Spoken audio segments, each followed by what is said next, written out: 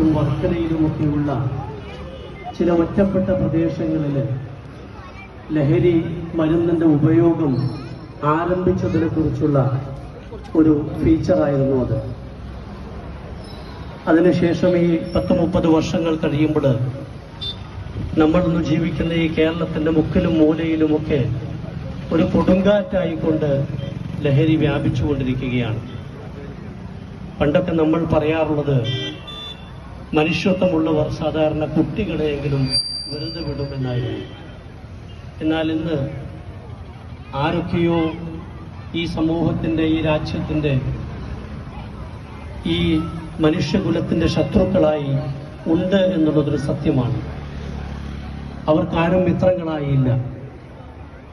ആരെ നശിപ്പിച്ചാണെങ്കിലും അവരുടെ സാമ്പത്തിക നേട്ടം മാത്രം ഊന്നി നിന്നുകൊണ്ടുള്ള ഇത്തരത്തിലുള്ള മാരകമായ വ്യാപനത്തിനു വേണ്ടിയുള്ള ബോധപൂർവമുള്ള പ്രവർത്തനം ഇന്ന് ലോകത്ത് നടന്നുകൊണ്ടിരിക്കുന്നുണ്ട്.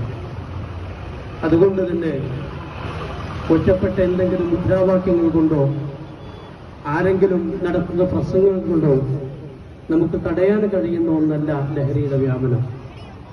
ഇത് മനസ്സിലാക്കി തന്നെയാണ് കേരളത്തിൽ നമുക്കറിയാമില്ല, ഇന്ന് ജൂൺ 26 ലഹരി വിരുദ്ധ ദിനമായിരുന്നു.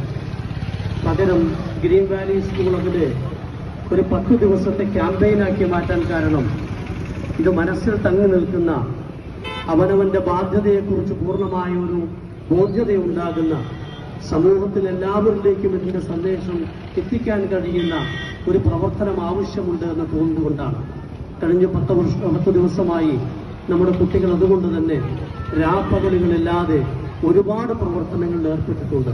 ഒരുപക്ഷെ നിങ്ങളൊക്കെ അതിന്റെ വീഡിയോകൾ, പോസ്റ്ററുകളെല്ലാം കണ്ടു കഴിഞ്ഞിട്ടുണ്ടാകും.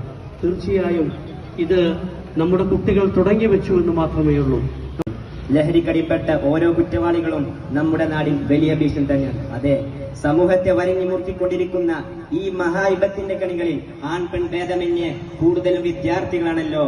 പ്രിയ കൂട്ടരെ, നാം അടങ്ങുന്ന വിദ്യാർത്ഥി സമൂഹത്തെ തിന്മയിലേക്ക് തള്ളിയിടാൻ വേണ്ടി നാശത്തിന്റെ വിത്ത് വിതച്ച് ലാഭം കൊയ്യുന്ന സാമൂഹിക വിരുദ്ധരെ നാം തിരിച്ചറിയേണ്ടതുണ്ട്.